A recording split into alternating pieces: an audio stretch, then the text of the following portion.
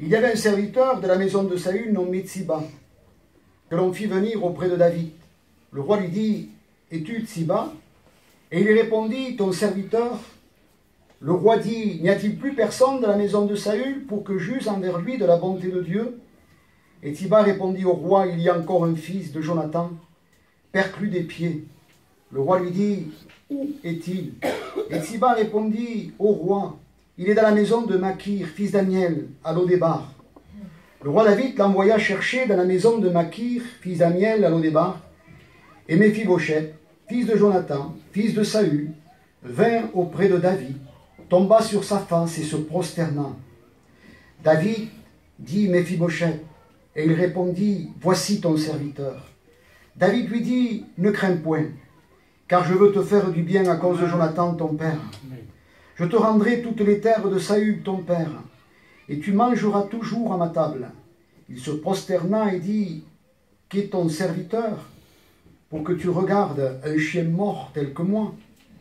Le roi appela Tsiba, serviteur de Saül, et lui dit, « Je donne au fils de ton maître tout ce qui appartenait à Saül et à toute sa maison.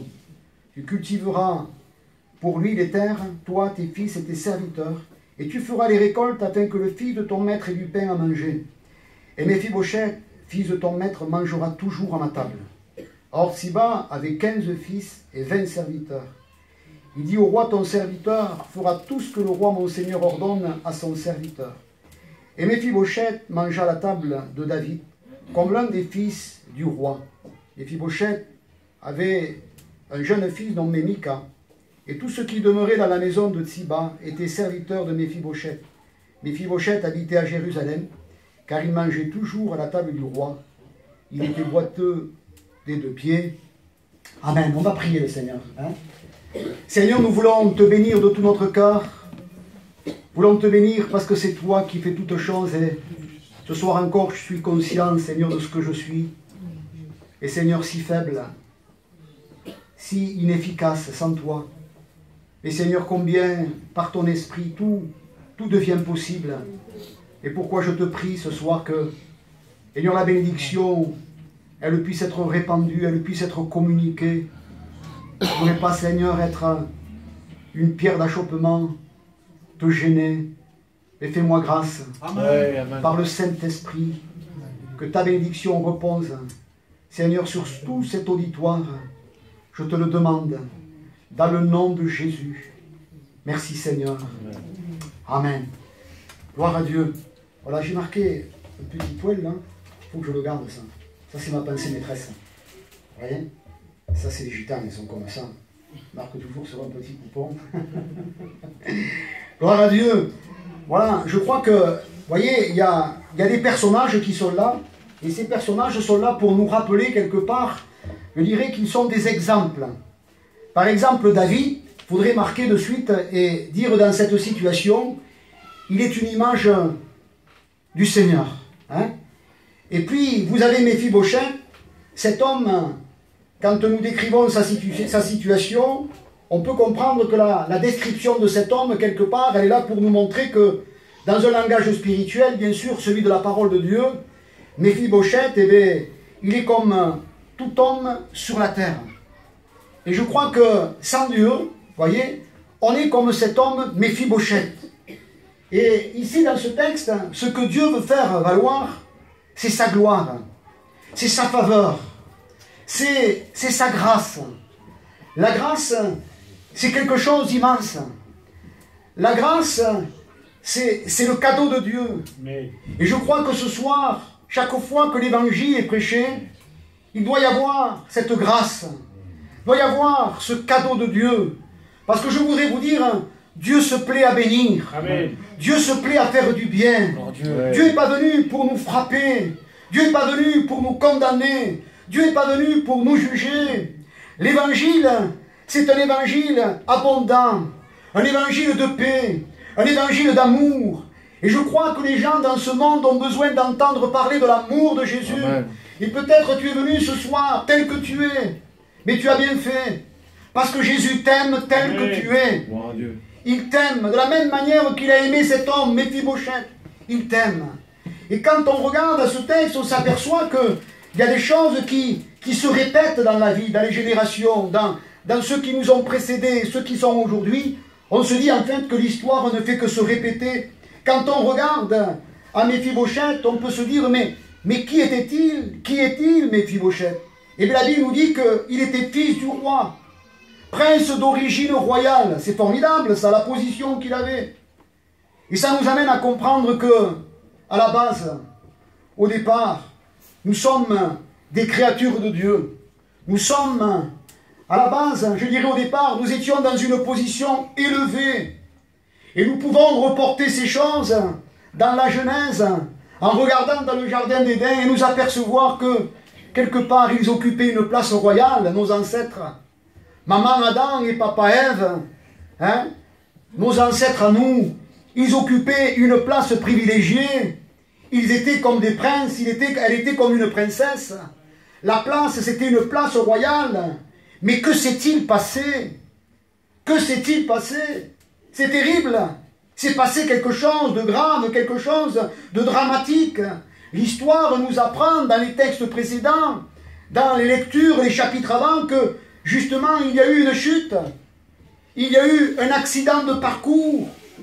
Et à l'image d'Adam et de Ève, cet homme qui était tout petit, qui était dans les bras d'une servante, Méphibosheth, dans un moment, je dirais, de panique, la servante, elle a tombé, cet homme. Elle a tombé, Méphibosheth. Et la Bible nous dit que Méphibosheth, il a été perclus des deux pieds. Et ça nous parle, ça nous interpelle. Ça nous parle d'une chute. Ça nous parle d'un mal, ça nous parle d'un drame. Ça nous parle quelque part de l'image de l'homme pécheur. D'un seul coup, il y a eu une coupure. Coupé de la communion avec Dieu. La même image qu'Adam et Ève. Chute, tombée, descendue, nous n'occupons plus la position que Dieu voulait pour l'humanité, pour l'homme. Il est tombé bien bas. C'est ce que la Bible nous dit, à un tel point que ses pieds sont perclus, il est perclus des deux pieds, il est boiteux. Et ça, c'est l'image de l'homme pécheur.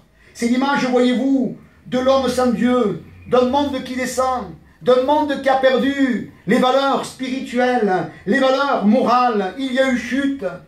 Et le résultat, nous le voyons, perclus des deux pieds, boiteux, une démarche incertaine. Le péché qui nous a éloignés de Dieu, sans espoir, sans espérance. C'est la situation de cet homme. Je voudrais vous dire, le monde actuel est sans espoir, sans espérance. Il est tombé, il a chuté, il est dans un déclin de plus en plus grand. Il est dans une situation chaotique. Tant de personnes aujourd'hui vivent des drames. Mais la cause, c'est parce qu'il y a eu une coupure avec Dieu. C'est parce qu'il y a eu une cassure. C'est parce que la relation, la communion n'est plus là. Il y a eu, je dirais, un homme, une femme aujourd'hui perclus des deux pieds, boiteux, pécheurs. C'est ce que nous sommes. Et Méphibosheth, la Bible nous dit que cet homme, il était sans espérance. Elle nous montre qu'il était fugitif, qu'il était isolé. Vous savez que le péché nous a isolés. Vous savez que nous sommes dans un monde où il y a une grande technologie au niveau de la communication.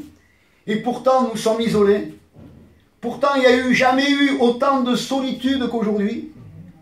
Avec tous les moyens de communication que nous avons, il n'y a jamais eu autant de gens seuls. Et on se dit, mais c'est terrible. Le péché nous isole. Le péché nous amène à nous replier sur nous-mêmes. Et voyez-vous, c'est un peu la situation de ce que cet homme vit. Il est fugitif, il est isolé, il vit, la Bible nous dit, dans la crainte. Jamais comme aujourd'hui il y a eu autant de crainte.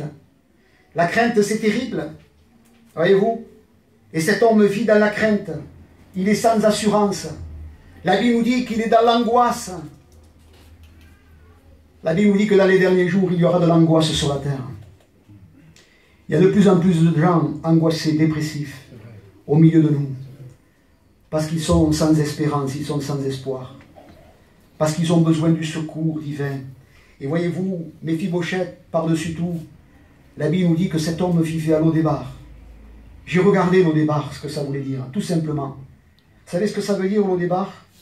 Ça signifie sans pâturage. Pas de pâturage, ou sans pâturage. Mais c'est terrible. Elle dit, oh, mais pâturage, c'est l'herbe, c'est... Oui, c'est ce qu'il a comme image pour nous nourrir, vous comprenez ça? Les brebis, elles ont besoin de pâturage. Et voyez-vous, lui, il se retrouve sans pâturage. Il vit dans un désert total. Et c'est l'image du monde. Un monde qui se meurt de faim. Un monde qui apparemment a tout, mais qui n'a rien du tout. Un monde qui vit sans pâturage, qui vit à l'eau des barres. Et la direction du péché, elle nous a menés et à connaître la faim, à être sans pâturage. Il y a des gens aujourd'hui qui disent, mais tout va bien. Mais en réalité, c'est pas vrai. Rien ne va. Parce qu'ils ont beau se nourrir des choses d'ici-bas, beau se nourrir des choses que le monde propose, mais leur cœur reste toujours sur la faim. Ils ne sont jamais désaltérés, ils ne sont jamais rassasiés. Je voudrais vous dire que le péché ne vous rassasiera jamais. Je voudrais vous dire que ce monde ne pourra jamais vous désaltérer. Je voudrais vous dire que le péché, que la vie sans Dieu, elle vous conduira toujours à l'eau des barres. Il vous manquera toujours l'essentiel. Il y aura toujours un vide grandissant dans votre cœur. Parce qu'il vous manque l'essentiel. Il vous manque une personne. Il vous manque un sauveur. Il vous manque le Christ, le Fils de Dieu. Alléluia. Et cet homme, voyez-vous, il vivait ces choses-là. Il était à l'eau des barres. Rien pour me rassasier, rien pour me désaltérer. Quand je lis le contraste et que je lis dans un psaume qui est magnifique, le psaume 23, il me conduira vers les eaux paisibles. Mais ça, c'est pour le chrétien, ça, c'est pour celui qui a une communion avec Dieu. Mais celui qui n'a pas de communion avec Dieu, aujourd'hui, il se meurt de faim. Il peut être rassasié de toutes les choses d'ici-bas. Et vous savez, le péché, il nourrit et il communique une joie, une certaine joie qui est éphémère, qui est passagère et qui devient vite, qui tourne très vite et qui se change en amertume, en angoisse, en mal de vivre, en dépression. Et c'est pourquoi aujourd'hui nous voyons des foyers qui sont brisés, nous voyons des gens qui se tournent vers la drogue, nous voyons d'autres qui se tournent vers l'alcool et d'autres qui vivent une vie complètement dépravée parce que quelque part à l'eau des barres on ne pourra jamais être rassasié. Et ça, c'est notre monde. Le monde dans lequel nous vivons ne pourra jamais, au grand jamais, nous satisfaire. Et je voudrais vous dire ce soir, ne vous laissez pas tromper par l'ennemi de notre âme. Ne vous laissez pas tromper par ce qui brille. Ne vous laissez pas tromper par l'apparence. Ne vous laissez pas tromper même par ceux qui pourraient vous en mettre plein la vue en disant, mais moi j'ai de l'argent, j'ai donné des fortunes. La fortune, elle nous laisse avec un cœur sec. La fortune, elle ne te rassasiera jamais. Ton âme a besoin du Créateur. Amen. Tu as été créé pour vivre en communion avec Dieu. Et tant que tu ne seras pas dans cette communion avec Dieu, il te manquera toujours l'essentiel. Il te manquera sa présence. C'est pour ça que les gens, quand ils parlent, je ne sais pas ce que j'ai, mais je ne me sens pas bien. Il y a un vide. La Bible nous dit que nous avons un vide et que ce vide, nous ne pouvons pas le combler. D'ailleurs, il y a un texte qui dit que notre cœur, il est comme un abîme sans fond, il est comme un puits sans fond. On peut y mettre tout ce qu'on veut, on peut y mettre la belle maison, on peut y mettre la belle voiture, on peut y mettre tout ce que ce monde peut nous donner. Mais rien ne pourra le combler. Il faut quelque chose de plus grand. Amen. Il faut une personne. Il faut Jésus. Amen. Il faut le Sauveur. Il faut qu'il vienne dans ta maison ce soir. Alléluia. Gloire à Dieu. Et voyez-vous, c'est le besoin de cet homme. Et cet homme, quelque part, que pouvait-il attendre dans l'état dans lequel il était? Il était complètement désespéré. Il était fini. Il était HS. Que pouvait-il attendre? Que la mort vienne d'un moment à l'autre. C'est ce que les gens aujourd'hui attendent. La mort. Certains me disent, si je pouvais partir, si je pouvais mourir, j'en ai assez de vivre la vie que je mène. Mais c'est une réalité. Et cet homme, certainement, était dans la même situation. Et voyez-vous, c'est la conséquence d'une vie sans Dieu. Et ce que je voudrais dire ce soir, c'est que le salaire du péché, c'est la mort. Et la Bible dit que tous sont péchés. Le péché, c'est ce qui nous ruine. C'est ce qui nous fait du mal. C'est ce qui s'acharne. C'est ce qui nous amène à connaître cette vie de frustration, cette vie de malheur. C'est ceux qui viennent nous courber, nous fatiguer. C'est ceux qui vous rendent malheureux, même si pendant longtemps ça peut vous procurer une certaine joie. Le péché, ça vous rend malheureux. C'est terrible. tout ce qu'on peut voir aujourd'hui, tout ce qu'on pourrait décrire, toutes les scènes de ménage dont on entend parler, tous les foyers brisés, tout ce qui se passe, toute la délinquance qu'il y a, toute l'insécurité qu'il y a, tous les viols qui se produisent. Et il y a un mal-être. Et tout ça, c'est le péché. C'est ce péché qui permet à l'ennemi d'agir, de tirer les ficelles et d'avoir un pouvoir sur nos vies, sur nos cœurs. Voyez-vous, c'est certainement la situation de cet homme. Et je voudrais vous dire qu'il y a quelque chose de formidable. Si le règne quelque part de David est un règne de justice, comme nous pouvons le voir dans ce texte, la Bible nous montre que c'est aussi un règne de grâce, c'est un règne de salut, c'est un règne de bonté, c'est un règne qui est en accord avec une déclaration que j'ai relevée, celle-ci du psaume, car il dit « Il délivrera le pauvre qui crie et le malheureux qui n'a point d'aide. Il aura pitié du misérable et de l'indigent, et il sauvera la vie des pauvres. » Alléluia. Amen. Et je voudrais vous dire, si nous venons vous prêcher l'évangile, c'est vrai que nous pouvons vous décrire ces choses et il ne faut pas se voiler la face.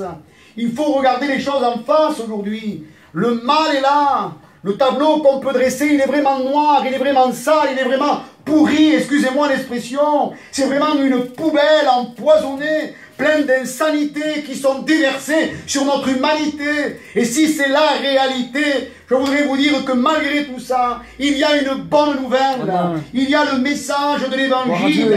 Il y a la puissance de Dieu. Et la Bible nous dit que la puissance de Dieu, elle est assez forte, assez puissante pour changer, pour transformer un homme, pour nous libérer, pour nous sortir de notre bourbier, pour nous sortir des situations qui sont chaotiques.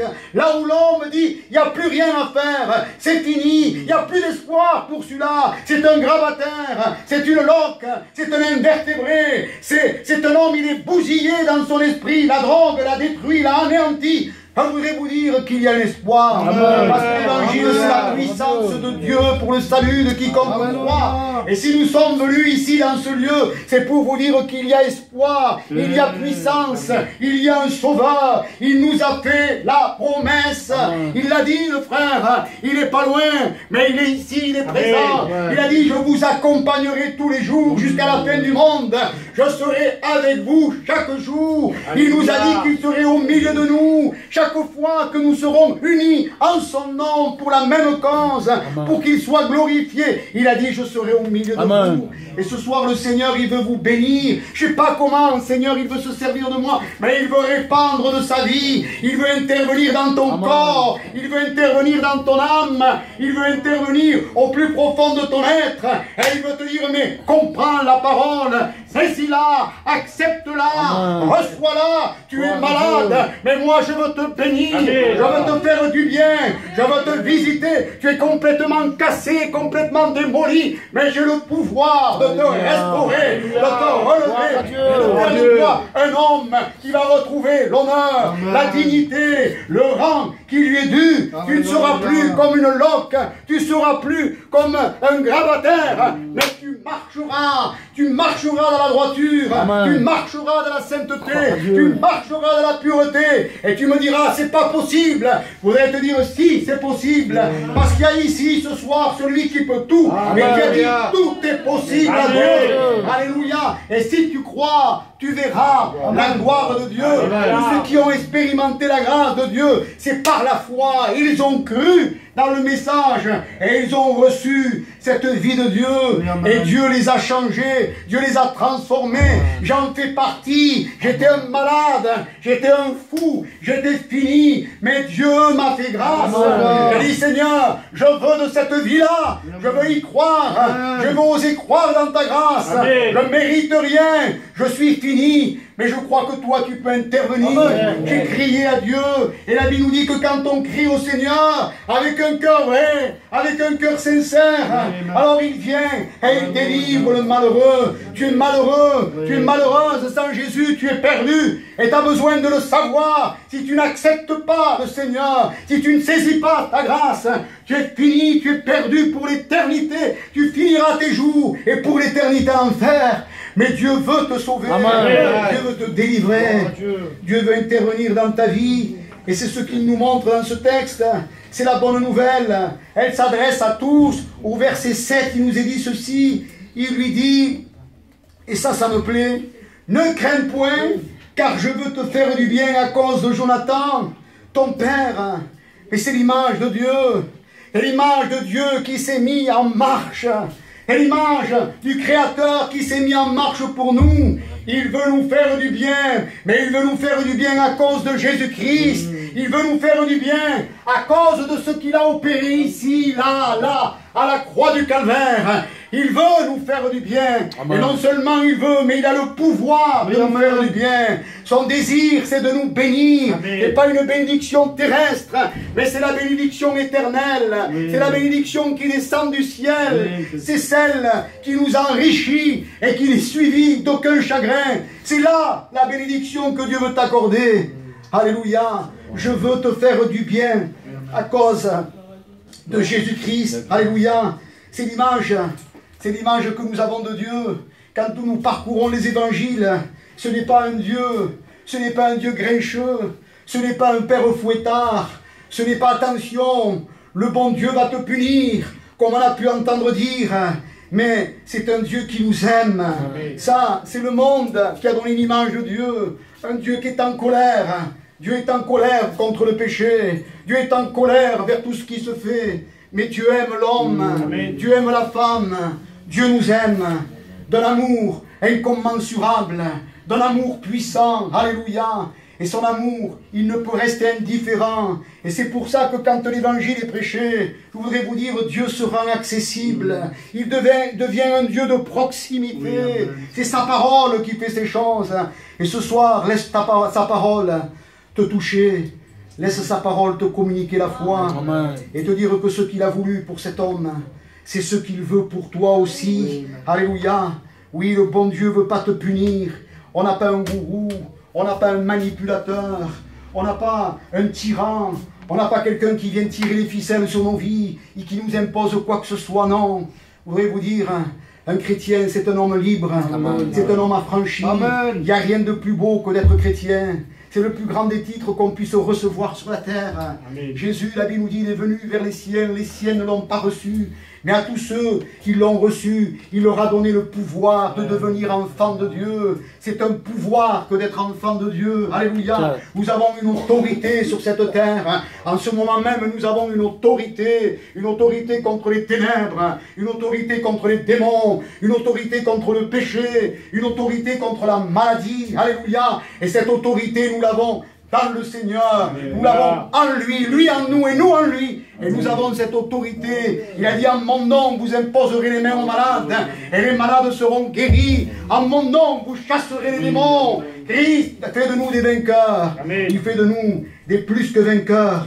Et voyez-vous, quand on regarde l'image de cet homme, il aurait pu avoir, je dirais, deux raisons de fuir, de craindre Dieu. Méphibosheth, c'était un homme ennemi, je dirais quelque part, il faisait partie de la famille ennemie de David. De David par rapport à son père. Saül, il était dans l'autre camp. Et je me dis quelque part, avant que nous soyons pour ma part dans le camp de Dieu, j'étais aussi ennemi de Dieu. La Bible nous dit que j'étais fils de la rébellion.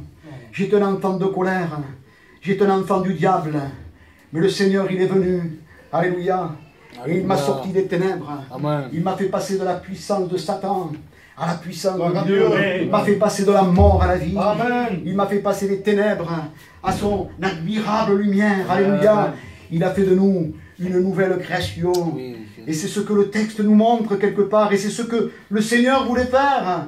Il était boiteux. La marque du péché, elle était là. Le péché qui a mis une séparation. Et ça, nous ne pouvons pas l'oublier, nous ne pouvons pas dire que c'est pas vrai, c'est la réalité. C'est ce que nous étions nous aussi, à la même image que cet homme. Et voyez-vous l'homme qui se sait pécheur, l'homme qui voit la grâce de Dieu, qui voit la lumière, il ne pourrait que la fuir. Mais la Bible nous dit ici dans ce texte que Dieu est un Dieu de grâce et que sa grâce, elle nous attire. C'est lui qui nous attire. Amen. Il y a des choses que je ne comprenais pas au début de ma conversion. Et je peux vous dire que c'est lui qui m'a cherché. C'est lui qui m'a trouvé.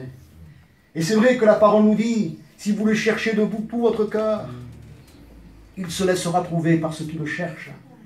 Et de votre côté, vous direz, c'est Dieu qui a tout préparé. C'est lui qui nous attire. Il dira, lorsque je serai élevé, j'attirerai tous les hommes à moi. Si tu es dans ce lieu ce soir, c'est parce que le Seigneur t'a attiré. C'est parce qu'il veut faire de toi quelque chose de beau, quelque chose de grand, que tu ne peux pas concevoir avec, je dirais, ta capacité humaine. Tu ne peux pas concevoir ce que Dieu est capable de faire dans ta vie. Mais il veut faire quelque chose de magnifique. Et voyez-vous, ici dans ce texte, la grâce, elle attire. Et c'est formidable. Il est appelé par le roi en personne. Le Seigneur l'appelle. J'ai envie de vous dire, mais le Seigneur vous appelle. Amen. Depuis tout à l'heure, le Seigneur est en train de vous parler. Il vous appelle. Il vous dit, venez à moi. Vous tous qui êtes fatigués et chargés, et je vous donnerai du repos. Il peut nous dire aussi, nous interpeller, si quelqu'un a soif, qu'il vienne à moi et qu'il boive. Alléluia. Et le Seigneur nous invite, que ce soit celui qui n'est pas encore converti, qui n'a pas encore donné son cœur, comme celui qui a peut-être déjà donné son cœur depuis quelques années. Le Seigneur te parle, le Seigneur t'invite, le Seigneur te rappelle de là où il t'a sorti. Et il veut que tu sois vivant pour sa gloire. Alléluia. Amen. Il va lui parler. Le roi en personne lui parle. Et quand le Seigneur nous parle, il a dans son cœur des propos de miséricorde. Il a dans sa bouche des paroles de grâce. Il a dans sa main une main puissante pour nous bénir. Alléluia. Moi j'y crois ce soir. Il ne peut pas rester insensible. Je dis Seigneur, s'il y en a qu'un qui peut être comme une embûche par rapport à ta grâce, c'est moi. Alors ce soir, permettez-moi de vous parler comme je le ressens. Dieu t'aime. Alléluia. Et Dieu veut te sauver. Dieu veut te libérer. Si aujourd'hui vous entendez sa voix, n'endurcissez pas votre cœur, mais ouvrez votre cœur. Aujourd'hui, c'est un jour de salut, c'est un jour de grâce, c'est un jour où la miséricorde de Dieu veut s'exercer, où la grâce de Dieu veut se manifester dans votre vie, dans votre cœur. C'est la grâce qui comble, il est cherché. La Bible nous dit qu'il a été amené devant David. Jésus dira, je suis venu chercher et sauver ce qui était perdu. Il est venu chercher mes filles, de la même manière, il vient nous chercher. La Bible nous dit que cet homme se prosterna sans rien dire. Le roi, il va rompre le silence. Il l'appelle par son nom, Méphibosheth. Je voudrais vous te dire que Dieu est capable de t'appeler par ton nom. C'est vrai. Dieu connaît ton nom. Tu n'es pas un numéro de sécu, tu n'es pas un numéro de carte vitale, ni un numéro de compte bancaire. Mais pour le Seigneur, tu as de la valeur. Amen. Tu as de la valeur à ses yeux. Tu es précieux à ses yeux. Dieu t'aime. Dieu te connaît. Quand nous lisons les évangiles, nous sommes émerveillés de voir comment Dieu connaissait les personnes. Il a pu dire à un homme qui était là, au-dessus d'un sycomore, Zachée, personne ne lui avait parlé de Zachée, mais il connaissait son nom. Je voudrais vous dire, Dieu se souvient de toi. Dieu ne t'a pas oublié même de la prière secrète que peut-être que toi tu as oublié. Et Dieu voudrait te l'exaucer. Dieu voudrait répondre à ta prière. Parce que Dieu est un Dieu de grâce. Il n'oublie rien. Nous, on oublie certaines choses. Mais le Seigneur n'oublie rien du tout. Alléluia. Et puis il ajoute ceci, ne crains point. Et ça, c'est formidable. Et voyez-vous, si c'est Bello qui me dit, moi ne crains point, et c'est quand même qu'un homme. Il a son pesant, il a sa carrure, mais c'est qu'un homme. Et quand ça sort de la bouche de Dieu, ça, quand ça sort de la bouche du roi des rois, quand ça vient du fils de David, alléluia, quand ça vient du Seigneur, je me dis que c'est possible. Il n'y a plus rien à craindre. Parce que quand ça sort de la bouche de Dieu, ces mots, elles ont toute leur valeur, elles ont toute leur puissance, elles ont toute leur efficacité. Et le Seigneur pourrait nous dire ce soir, ne crains point, alléluia. Et j'ai envie de dire oui Seigneur, je veux m'associer, je veux saisir cette parole, je veux la saisir par la foi. Et même si je suis dans la tempête, je peux dire, je crains rien, alléluia. Parce que Dieu est avec moi. Et si Dieu est avec moi, mais qui sera contre moi? Et s'il vit en moi, alors il est plus grand que celui qui est dans ce monde. Qu'ai-je à craindre? Alors qu'on est dans un monde où il y a la crainte, où il y a la peur de la mort, la peur de la maladie aujourd'hui, elle est là, plus que jamais. Mais le Seigneur peut nous dire, ne crains point. Amen. Ne crains point. C'est ces mots qu'il dit. Alléluia. Et quand il parle comme ça veut dire qu'il y a sécurité, il y a protection, il y a refuge, il y a abri. Alléluia. On n'a rien à craindre face à l'ennemi, face à l'adversaire. Parce que je voudrais vous dire que l'adversaire, il est plus grand que nous. L'adversaire, il est plus fort que nous. Mais si nous sommes en lui, dans le Seigneur, alors nous n'avons rien à craindre. Si lui est avec nous, le Seigneur, alors nous sommes plus que vainqueurs. Nous n'avons pas à le redouter. Mais en dehors de lui, nous avons à craindre. Je veux te faire du bien à cause de Jonathan. Et je voudrais vous le dire et vous le rappeler ce soir, que si Dieu veut nous faire du bien, il y en a un qui veut nous faire du mal.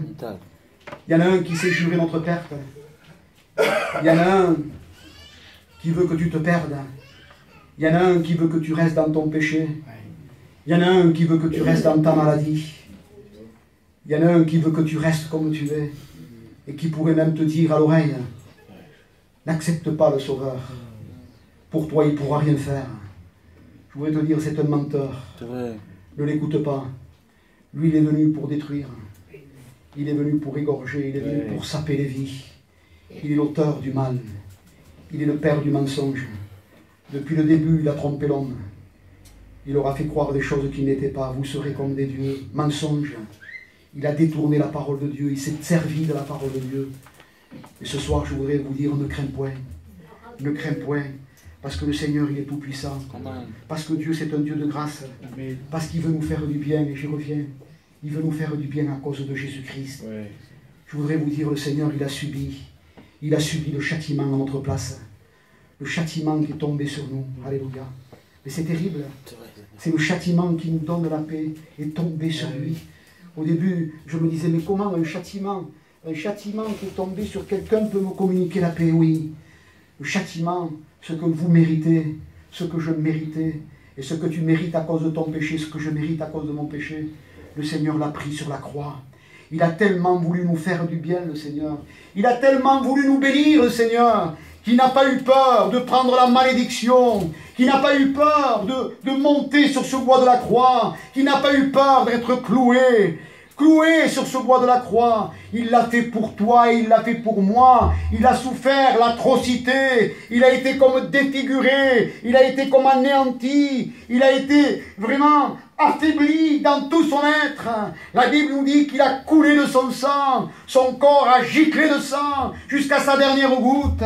Mais je voudrais vous dire que sur ce bois de la croix, il y a plus de 2000 ans, Christ a fait ce qu'il pouvait faire. Et ce qu'il pouvait faire va au-delà de tout ce qu'on peut y penser, imaginer. Sur la croix, il a vaincu le péché. Il a vaincu la maladie. Il a vaincu ton problème. Il a vaincu ton orgueil. Il a vaincu ta médiocrité. Il a pris nos souillures. Il a pris la malédiction. La Bible nous dit, maudit soit quiconque est pendu au bois. Et le Seigneur, il a été jusqu'à prendre la malédiction. Tellement il veut te faire du bien. Et Dieu a voulu nous bénir ainsi. C'était le seul moyen unique pour qu'il le fasse.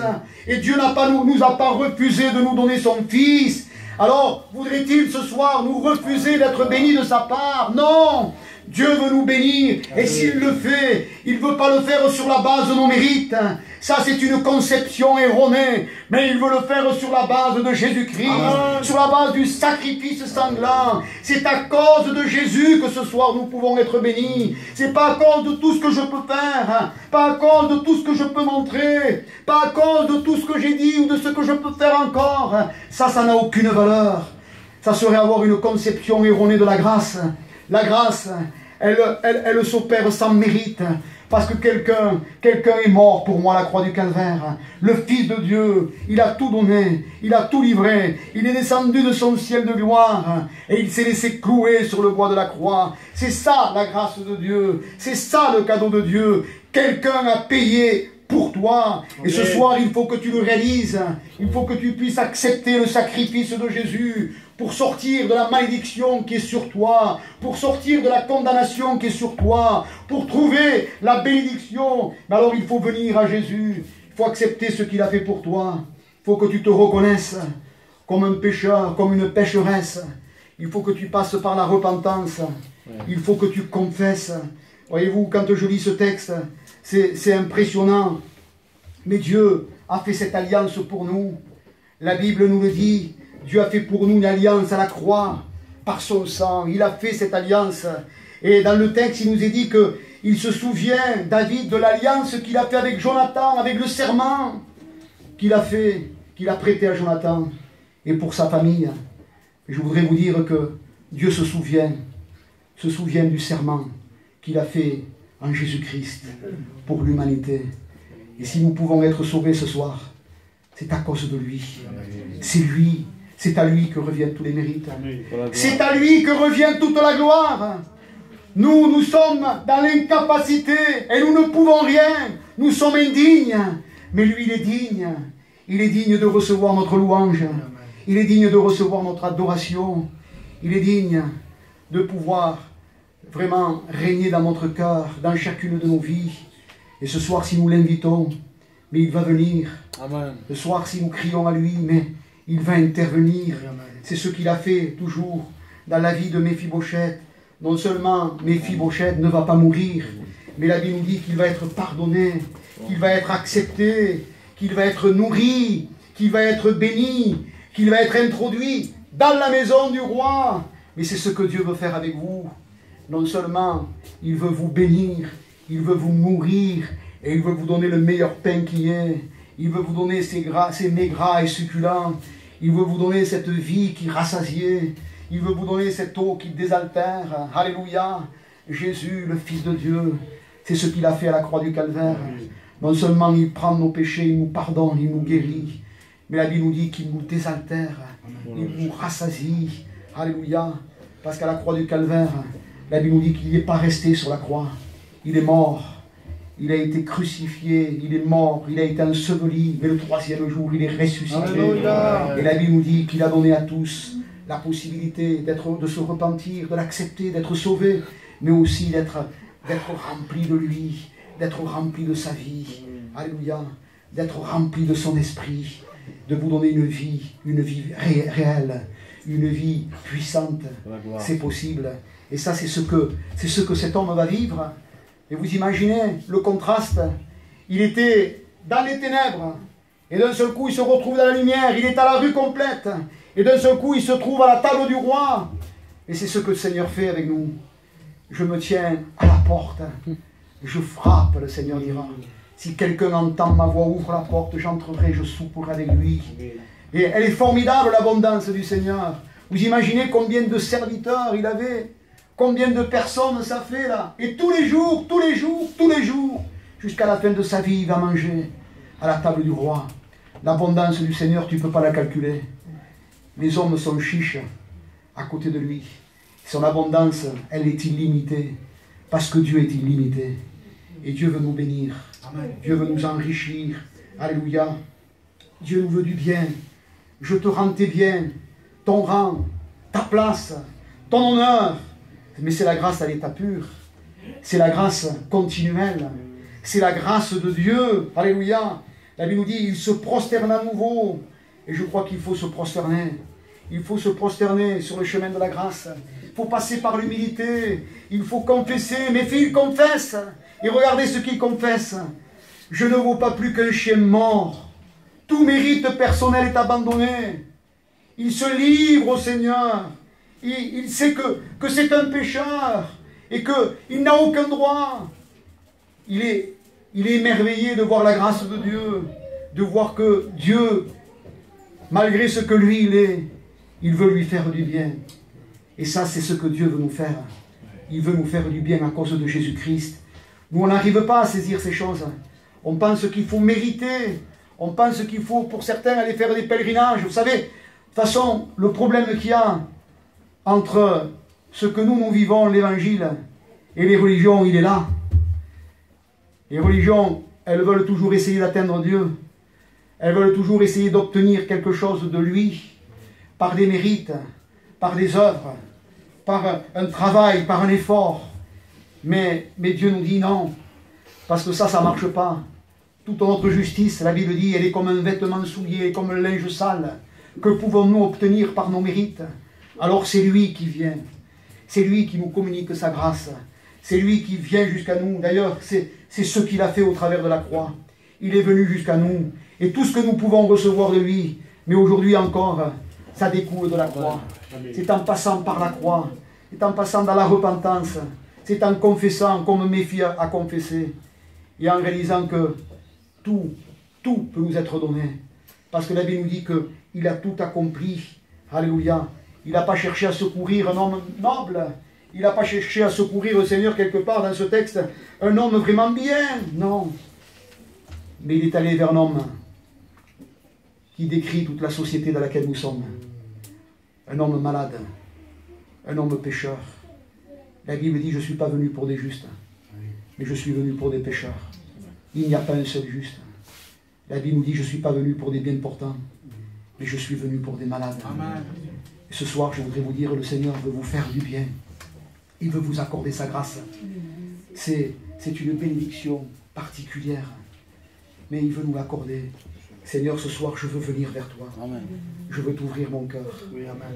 Je ne viens pas sur la base de mes mérites, mais je viens sur la base de l'œuvre que Jésus a accomplie à la croix du Calvaire.